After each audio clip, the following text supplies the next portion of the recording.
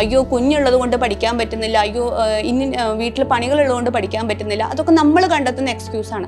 അതിനെയൊക്കെ മാറ്റി വെച്ചിട്ട് ഇത് കുഞ്ഞുള്ളത് കൊണ്ട് എനിക്ക് പഠിച്ചേ പറ്റൂ, എനിക്ക് ജോലി മേടിച്ചേ പറ്റൂ, നമ്മൾ എവിടെയാണോ എക്സ്ക്യൂസ് കണ്ടുപിടിക്കണത് അവിടെയാണ് നമ്മൾ വീണു പോകുന്നത്. പഠിക്കാൻ മാത്രം എക്സ്ക്യൂസ് കണ്ടെത്താതിരുന്ന ജോലി നമ്മുടെ കയ്യിൽ ഏറ്റവും നല്ല വേഗത്തിൽ തന്നെ കിട്ടും. നമ്മളെ പരിഹസിച്ചവർക്കും നമ്മളെ കളിയാക്കുന്നവർക്കും നമ്മളോട് ചോദ്യം ചെയ്യുന്നവർക്കും ഒക്കെ നമ്മൾ തിരിച്ച് ഒരു പുഞ്ചിരി കൊടുക്കാൻ നമുക്കൊരു അവസരം കിട്ടണം എന്നുള്ളത് നമ്മുടെ വാശിയാവണം. ലോകം ഭാരതീയരോട് അങ്ങേയറ്റം കടപ്പെട്ടിരിക്കുന്നു. നമ്മെ എണ്ണാൻ പഠിപ്പിച്ചത് അവരാണ്. ആരുടെ വാക്കുകളാണിത്?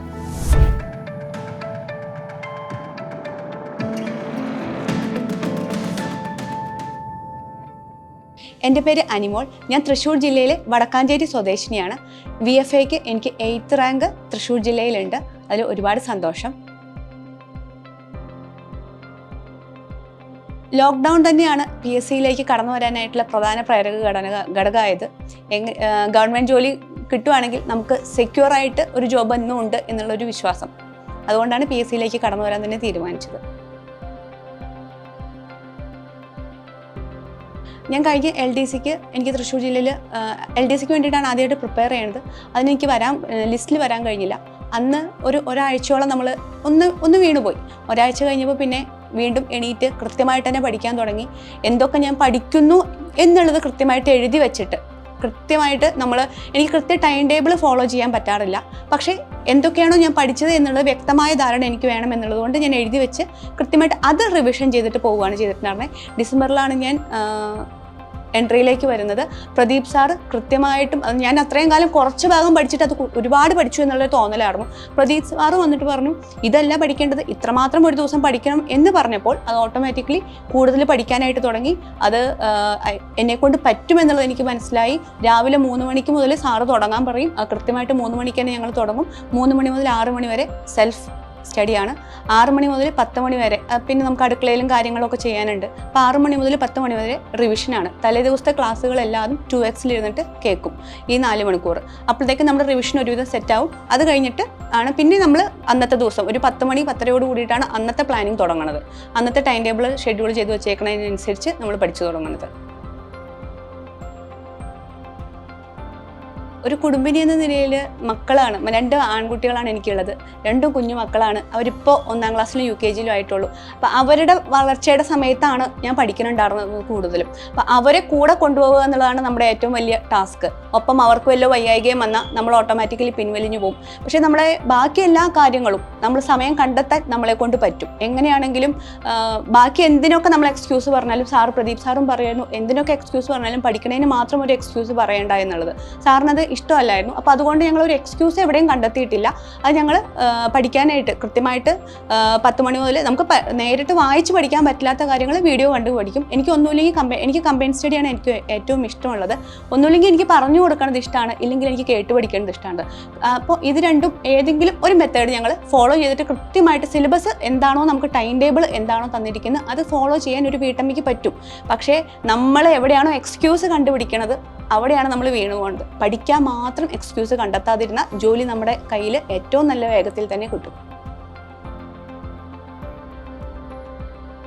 എൻട്രി ആപ്പിൽ നമുക്ക് രാവിലെ മുതൽ ക്വസ്റ്റ്യൻസ് അറ്റൻഡ് ചെയ്യാൻ പറ്റും, എക്സാംസ് അറ്റൻഡ് ചെയ്യാൻ പറ്റും. നമ്മൾ ദിവസവും ഓരോ ഫ്രഷ് ആയിട്ടുള്ള ക്വസ്റ്റ്യൻസ് അറ്റൻഡ് ചെയ്യുമ്പോൾ അതിനകത്തൊരു 6 ക്വസ്റ്റ്യനെങ്കിലും നമുക്ക് കിട്ടണതുണ്ടാകും. ബാക്കി 4 ക്വസ്റ്റ്യനും അറിയാത്തായിരിക്കും. ഈ 4 ക്വസ്റ്റ്യൻ്റെയും പേര് തേടി വീണ്ടും പോകും. അത് വീണ്ടും റിവൈസ് ചെയ്യും. എന്നിട്ട് പിന്നെ ദിവസമുള്ള മോക്ക് ടെസ്റ്റുകൾ, ദിവസവും ഓരോ മോഡൽ എക്സാമുകൾ ഉണ്ടാവും. ഇഷ്ടംപോലെ നമുക്ക് മോക്ക് ടെസ്റ്റുകൾ ചെയ്യാനുള്ള അവസരമുണ്ട്. എല്ലാ മോക്ക് ടെസ്റ്റുകളും ഒരുവിധം അറ്റൻഡ് ചെയ്തിട്ടുണ്ട്. മോക്ക് ടെസ്റ്റിനാണ് കൂടുതൽ ടൈം ഞാൻ എൻട്രിയിലേക്ക് ഇൻവെസ്റ്റ് ചെയ്തേക്കുന്നത്. അപ്പോൾ മോക്ക് ടെസ്റ്റ് മാക്സിമം ചെയ്യും. അതിനകത്ത് തെറ്റുകൾ ഏതോ എന്നിട്ട് അവിടേക്ക് വീണ്ടും തിരിച്ചു പോകാറാണ് പതിവ്. ക്ലാസ്സുകൾ കാണുന്നത് ഞാൻ പറഞ്ഞില്ല, എൻ്റെ 6 to 10 ആണ് എൻ്റെ റിവിഷൻ ടൈം. ഈ റിവിഷൻ ഞാൻ കാണുന്നത് 2Xൽ ഇട്ടിട്ട് വീഡിയോസ് കാണുക എന്നാണ് എൻ്റെ മെയിൻ റിവിഷൻ ഏരിയ. അത് കഴിഞ്ഞിട്ടാണ് നമ്മൾ അന്നത്തെ ടോപ്പിക്കുകളിലേക്ക് കിടക്കേണ്ടതും നമ്മൾ എത്രമാത്രം എനിക്ക് അറിയാത്ത പോയിന്റ്സ് മാത്രം നോട്ട് ചെയ്ത് വയ്ക്കുക. എല്ലാത്തിനും ഞാൻ നോട്ട് പ്രിപ്പയർ ചെയ്യില്ലായിരുന്നു. എനിക്ക് അറിയാത്ത പോയിന്റ്സ് മാത്രം നോട്ട് പ്രിപ്പയർ ചെയ്ത് വയ്ക്കുക. നമുക്ക് വീണ്ടും വീഡിയോ കാണാനുള്ള അവസരം ഉണ്ടല്ലോ, പലവട്ടം നമുക്ക് വീഡിയോ കാണാനുള്ള അവസരമുണ്ട്. അത് വീഡിയോ കാണും. അപ്പോൾ നമ്മുടെ ട്രാവൽ ടൈമിലാണെങ്കിലും വേണ്ടില്ല, നമ്മുടെ ഒരു ഫംഗ്ഷന് പോവുകയാണ്, എന്ത് കാര്യങ്ങളാണെങ്കിലും നമ്മൾ ഹെഡ്സെറ്റ് എപ്പോഴും ഉണ്ടാവും കൂടെ നടക്കുന്ന ഒരാളാണ്. അപ്പോൾ ഹെഡ്സെറ്റ് വെച്ചിട്ട് നമുക്ക് പറ്റാവുന്ന അത്രയും സമയം നമ്മൾ വർക്ക് ചെയ്തിട്ടുണ്ട്, ഹാർഡ് വർക്ക് അത്രയും ചെയ്തിട്ടുണ്ട്. എൻട്രിയുടെ ഗോൾഡ് ബാച്ചിൽ വന്നേ പിന്നെയാണ് നമുക്ക് എത്രമാത്രം ടോപ്പിക് ഒരു ദിവസം കവർ ചെയ്യാം എന്നുള്ളത് മനസ്സിലായത്.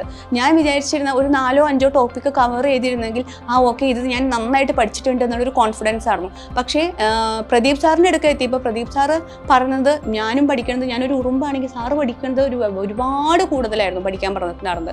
അപ്പോൾ ആദ്യത്തെ ദിവസങ്ങളിലൊക്കെ ഞാൻ വിചാരിക്കും ആരെ കൊണ്ട് പറ്റും ഇതൊക്കെ പഠിക്കാൻ.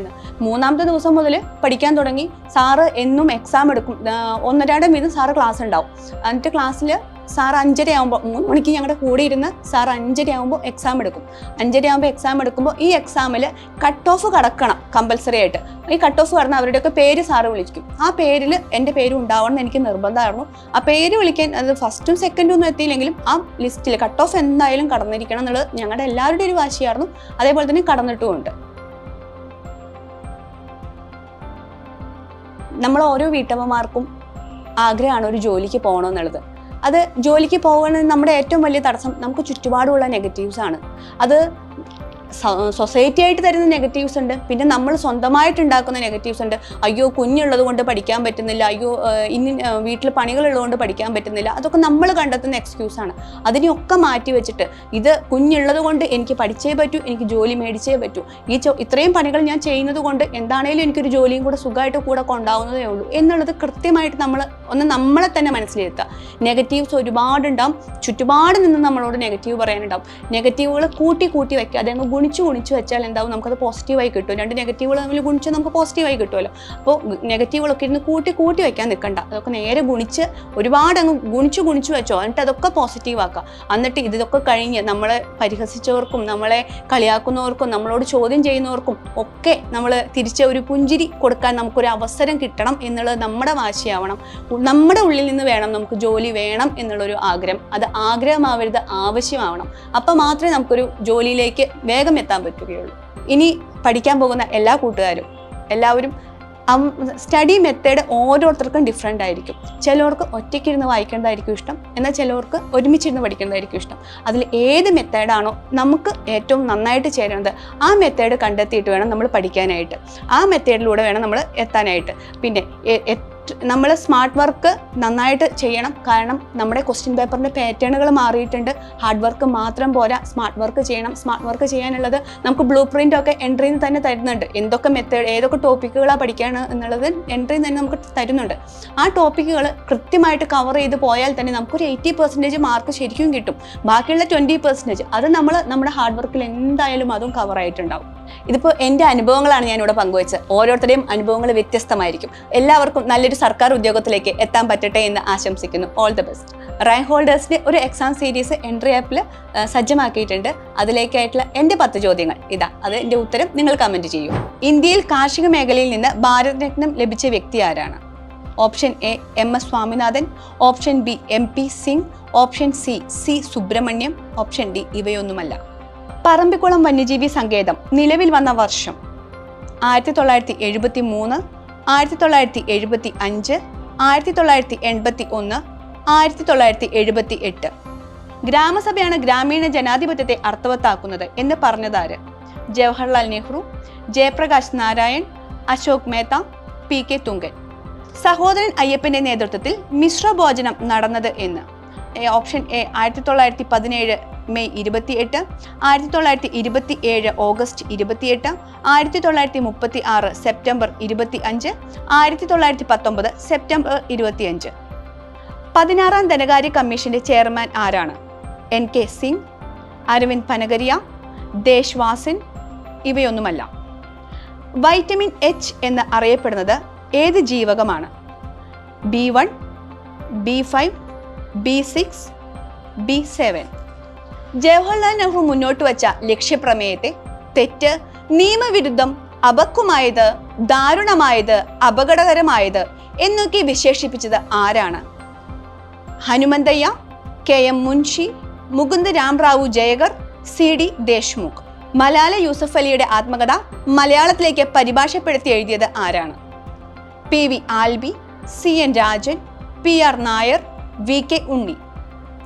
ലോകം ഭാരതീയരോട് അങ്ങേയറ്റം കടപ്പെട്ടിരിക്കുന്നു. നമ്മെ എണ്ണാൻ പഠിപ്പിച്ചത് അവരാണ്. ആരുടെ വാക്കുകളാണിത്? Albert Einstein, Newton, Pythagoras, Archimedes. National remote sensing centre സ്ഥിതി ചെയ്യുന്നത് എവിടെയാണ്? ബാംഗ്ലൂർ, അഹമ്മദാബാദ്, അലഹാബാദ്, ഹൈദരാബാദ്. റാങ്ക് ജേതാക്കൾ തയ്യാറാക്കിയ റാങ്ക് മേക്കിംഗ് ചോദ്യങ്ങൾ ഇനി എൻട്രി ആപ്പിലൂടെ സൗജന്യമായി പരിശീലിക്കാം. എൻട്രി ആപ്പ് ഓപ്പൺ ചെയ്യുക. എൻട്രിയുടെ ഹോം പേജിൽ സ്പെഷ്യൽ എക്സാം എന്നൊരു ഓപ്ഷൻ ക്ലിക്ക് ചെയ്യുക. അതിൽ തന്നെ ഏറ്റവും താഴെയായി റാങ്ക് ഹോൾഡേഴ്സ് എക്സാം സീരീസ് എന്നൊരു പാക്ക് ഉണ്ട്, അത് ക്ലിക്ക് ചെയ്യുക. അതിലൂടെ റാങ്ക് ഹോൾഡേഴ്സ് തയ്യാറാക്കുന്ന ചോദ്യങ്ങൾ നിങ്ങൾക്ക് പരിധിയില്ലാതെ പരിശീലിക്കാം. മാക്സിമം ചോദ്യങ്ങൾ പരിശീലിക്കൂ, ആദ്യ റാങ്കിൽ ഇടം നേടൂ.